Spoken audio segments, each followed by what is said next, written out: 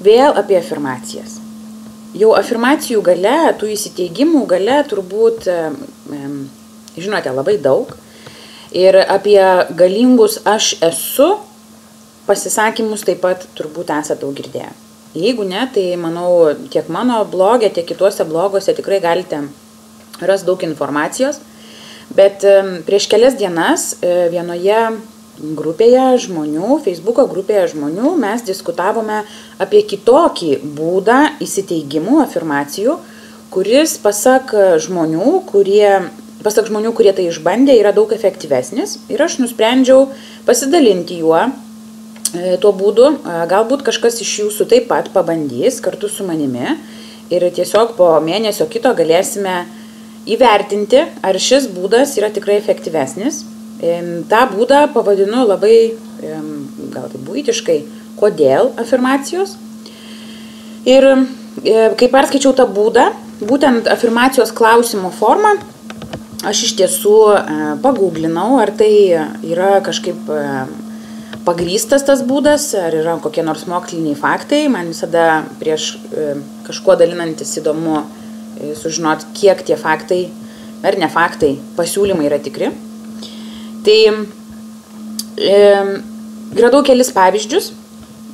Mes, tarkim, labai dažnai, kai kas nors mums nesiseka, ar esame nelaimingi, tiesiog dažnai nesąmoningai savęs klausime, kodėl man šiandien nepasisekė, o kodėl manęs nieks nemyli, kodėl aš toks nelaimingas, kodėl tas ir anas.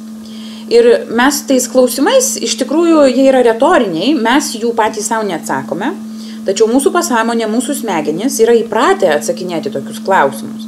Tai jeigu mes kartojam savo, kodėl aš toks nelaimingas, mūsų smegenys ieško realybėje, aplinkoje teiginių, kurie patvirtintų, taip, tu esi nelaimingas. Jie ieško veiksmų, kurie patvirtintų tą tavo klausimą, kad taip, tu esi nelaimingas. Tai būtent pagal šitą teoriją, kad smegenys mėgsta atsakyti mūsų užduodamus klausimus, net pasąmoniai, buvo ta teorija tokia surašyta, kad reikia klausti teigiamų klausimų.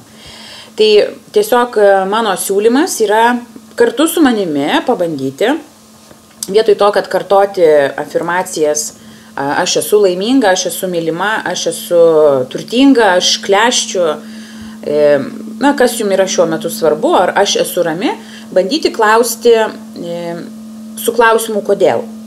Tai vietoj kartojant afirmacijas, tiesiog pabandykime klausti, kodėl aš esu laiminga, kodėl aš esu klestinti, kodėl aš esu rami, kodėl aš esu, nežinau, graži, besišypsanti, kodėl aš esu pozityvi.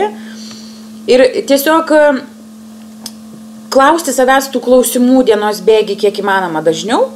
Ir be abejo mes patys juos neatsakinėsim, atsakinės mūsų protas. Ir aš įsivaizduoju pagal tą teoriją, kad smegenys yra įpratę dirbti ir ieškoti atsakymų. Kai mes pradėsim uždavinėti klausimus, kodėl aš esu laimingas, smegenys ieškos tų teiginių aplinkoj, kodėl aš esu laiminga. Arba stengsis imtis veiksmų, siųs impulsus imtis veiksmų, kurie darys mus laimingais. Tai šios dienos mano įrašas yra toks ir aš tikiuosi, kad išbandysite šį kodėl afirmacijų būdą ir jūs.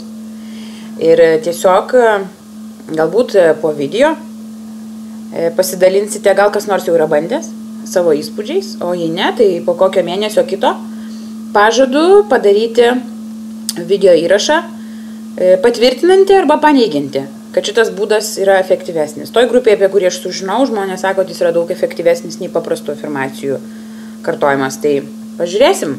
Sėkmės!